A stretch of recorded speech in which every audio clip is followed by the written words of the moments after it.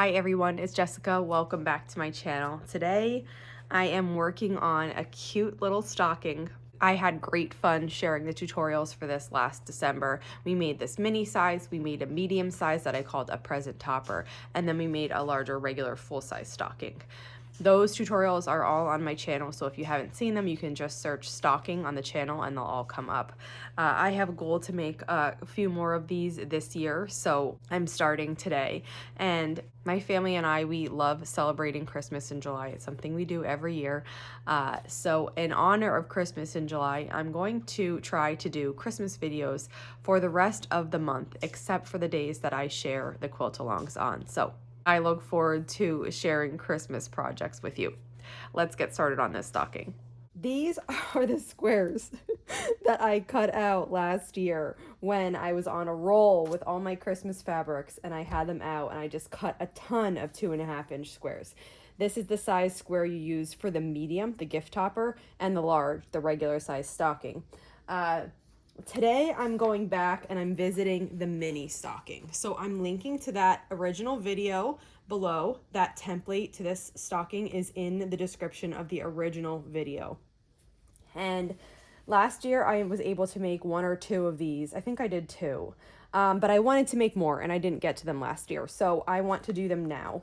Now these squares are too big for this stocking. The squares you need for the mini are cut at 1.5 inches. And I think I might have some 1.5 inches buried in here. So I'm going to look through this and see if I do.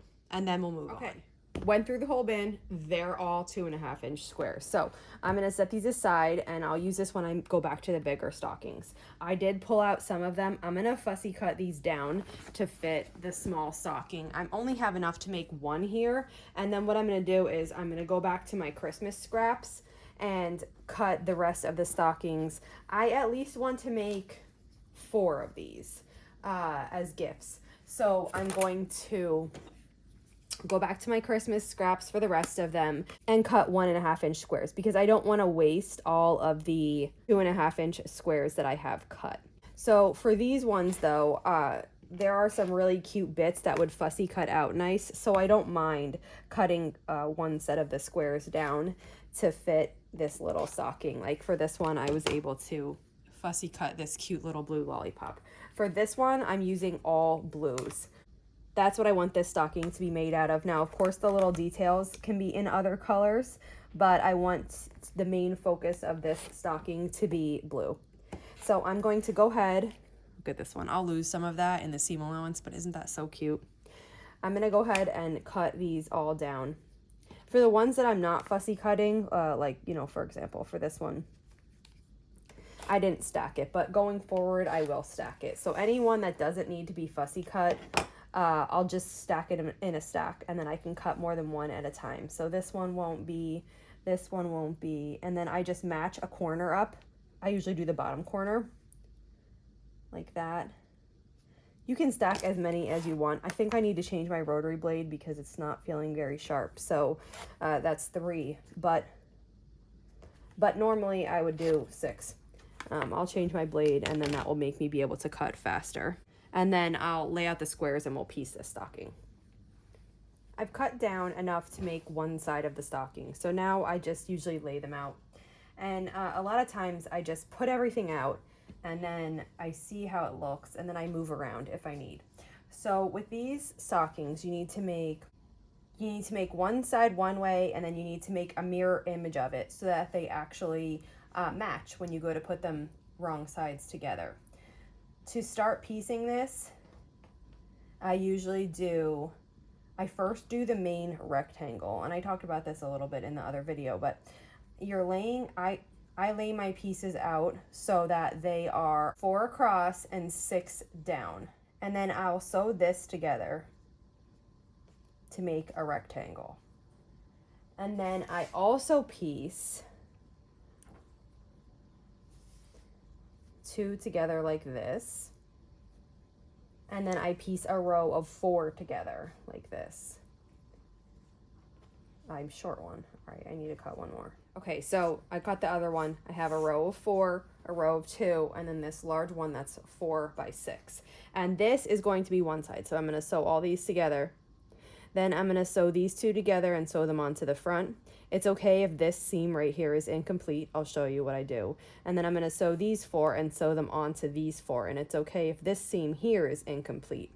And then you're going to do the exact same thing, cut out the same number of pieces. But when you sew these on to the next block, it's going to look like this, so that you're going to have 2 mirror images of each other.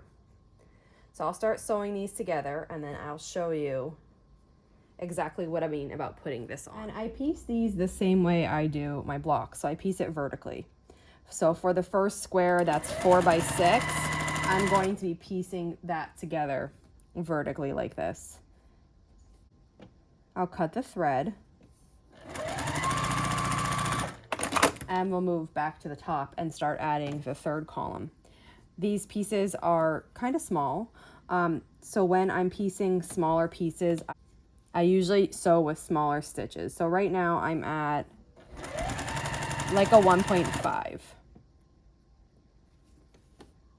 And so now I just open each one up and add on the third. And then I'll repeat this again to add on the 4th column.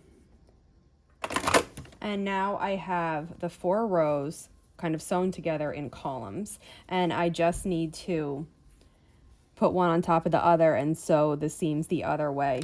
So when I'm doing something like this, I tend to push all my seams in one direction and then just alternate that for each row. You can do that, or you can alternate them in the same row and do it every other. Either way works. You could push your seams open if you wanted. It's really kind of anything goes here.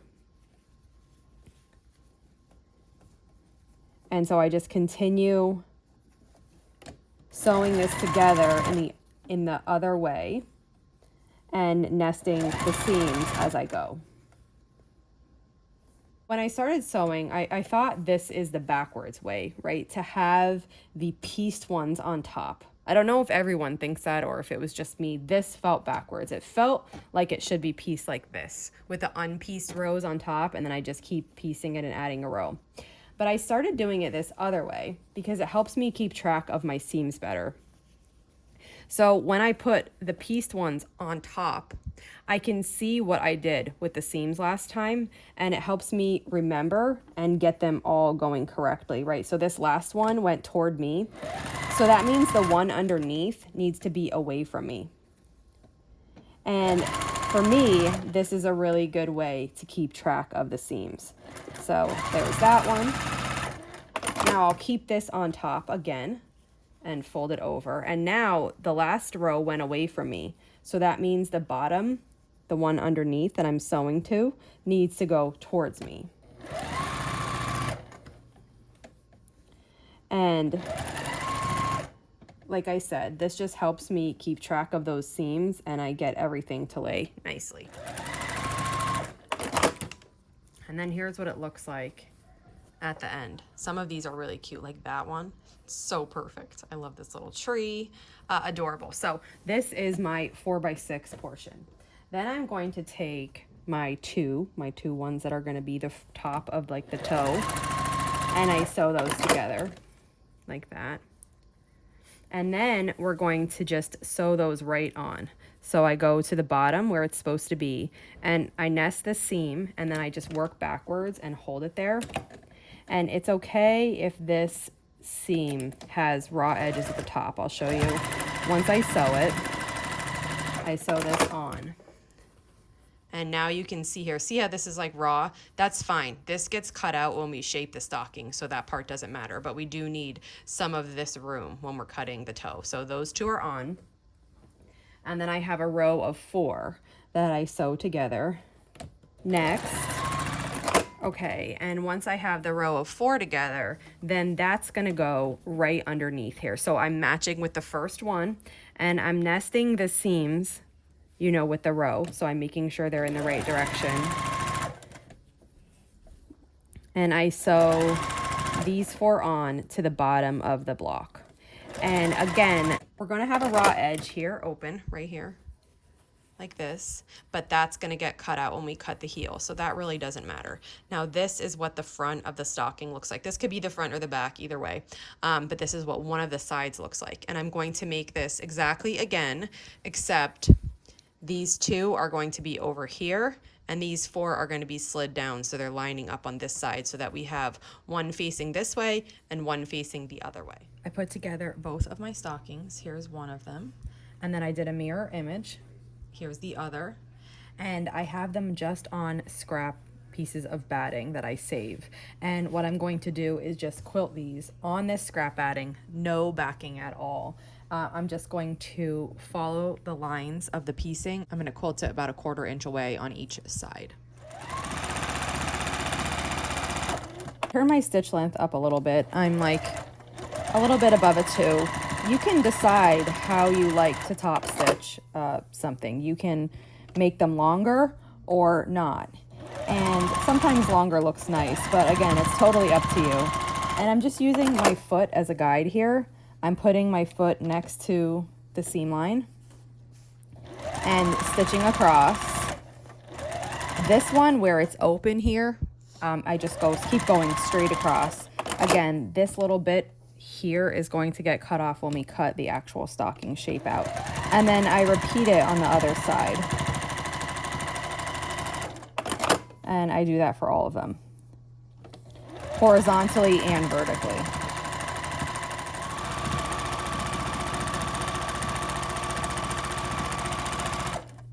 I finished quilting my stockings and then I cut them out. So I downloaded the template from, there's a link below to the other video that has this original template there. And this is the mini stocking size. So then what I did was I put it on each one and I traced it. I like to use these water erasable pens from Amazon. And but for this, it really doesn't matter because you're cutting on that line you draw, and then this is going to get lost in your seam allowance. So even if you used a Sharpie or a pen or a pencil, that'll work. And then I did the reverse of it on the other one, and I cut on the lines that I traced. Then I did the same thing on just plain regular quilting fabric. I put the stocking pattern down, I traced around it, and I cut them out. So at this point I have an outside that faces left, an outside that faces right, and then 2 linings. I also have a 7-inch length of satin faced ribbon. So this I'm going to be using for the hanging portion. And now we're ready to start sewing these together. So the first thing to do is you're going to put the quilted fabric and the lining fabric right side together. So you'll just match these up. This one has a little ruffle in it here, but when I sew it together, it'll be flat. And you'll do that for both of them. And then this is when you put in the hanging tab. So you can decide which you want to be your front or your back, exactly where you want to put this. Sometimes I baste this in. If you're worried about it moving, you can put this here on top of the quilted fabric. I overlap these here, and then just about 1/8 of an inch or so, I sew across to baste this into place. You could also do it with a glue stick, or you could just hold it with your fingers. Sometimes I do that, it depends. But what this does is kind of just hold this into place so it doesn't move. And then what you're going to do is put this back on top, make sure that you're aligned all the way around, and then we'll sew across here with a 1/4 inch seam allowance this time. And now after I've sewn that together, I can open this up. The hanging tab is in the seam here, completely in like this. This is where we're going to hang it. There's a little bit of resistance here from flipping this over to the other side, and that's just from that seam allowance, but you could press it just to give it a crease if you want. I usually just end up finger pressing this, but you can do it either way. You can press with an iron just once. We're going to have it open when we're sewing it together, but if you choose to press it now, it'll still work. You might have a little bit of a crease there, but once we're finished and the stocking's assembled, it will just go back to the way that you pressed it. So now we repeat this on the other side too. I'm just making sure everything's matched up all the way around. This one doesn't have the hanging tab because I put it on the other one. So we just sew across here with a 1/4 inch seam allowance. And then we're going to open this up, And then when we lay these on top of each other, we match lining and on this side quilted. When you're matching these, you just want to make sure your hanging tab is just all the way tucked in, because you don't want to get that caught in your seam allowance, because then it won't work. It'll be stuck there. And so you can clip or pin, or you can just hold this with your fingers. It's up to you. Basically what we want to do is we want to sew all the way around the outside, except we want to leave a portion for turning. I tend to leave this bottom open, but you can just as easily leave this back open. It's really up to you. And when I'm matching this, I've tried to match these together nicely so that this seam, when we sew it around the outside, is nicely coming together. So I'm just gonna hold it. We'll start sewing. I like having the 1/4 inch foot on for this. It helps remind me to keep the 1/4 inch. Go as slow as you need to go to just sew around this. Maintain your 1/4 inch.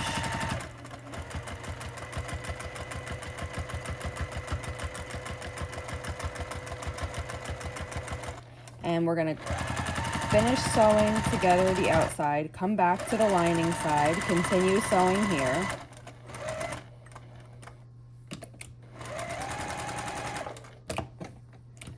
Go around the toe.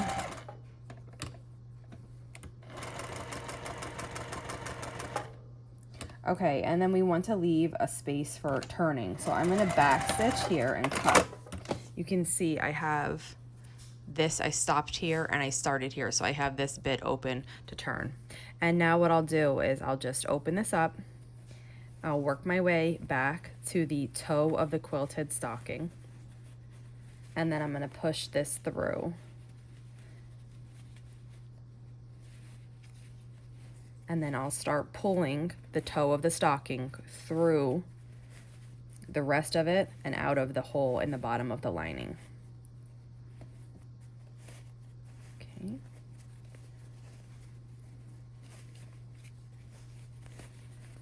And then what I do is I usually try to get the quilted portion set up first before I push the lining into it. So I have this like screwdriver here for my presser foot. I'm going to use that to just open this up, make sure it's laying the way that it should be. So here you can see the heel is stuck in, but when I go with this, I can push it exactly how it's supposed to be. And then I repeat it along the bottom of the stocking and then also in the toe. I'll turn it around. We'll work in the toe now. And once this is all pushed out how it's supposed to be, then I will push the lining into it. So that looks pretty good now. We have a nice heel and toe. And then what I'll do is finish turning the lining right side out. This last bit that's open, you could hand stitch it or you can machine sew it. I usually just machine sew it because it's all the way at the bottom of the stocking. No one's going to see it. So I make sure my seams are tucked under. If you find that you're struggling with this bit, just getting it to lay flat, just take it over to your iron and press it. That will help make sure that those seams are tucked under, and you'll be able to sew it a lot easier. So I just sewed across, and then now I'm gonna push the lining all the way in to the stocking, all the way down to the toe, the heel. It takes a minute because this is a little ornament size, so it's not a big stocking. You can't get your whole hand in there. You're just working with your fingers. And then once you have it pushed down, you can get the top situated. If you want, you can take this to your iron and press it along the top and press all the seams if you'd like. And now it's all set. So we have our hanging tab, and then this is what the stocking looks like on both sides, and it's ready to be filled with a few treats and hung as a cute ornament on your tree. We're all finished, and like I said, I'm planning on filling this with a few treats and hanging this on the tree. I'm gonna do one for each of my kids.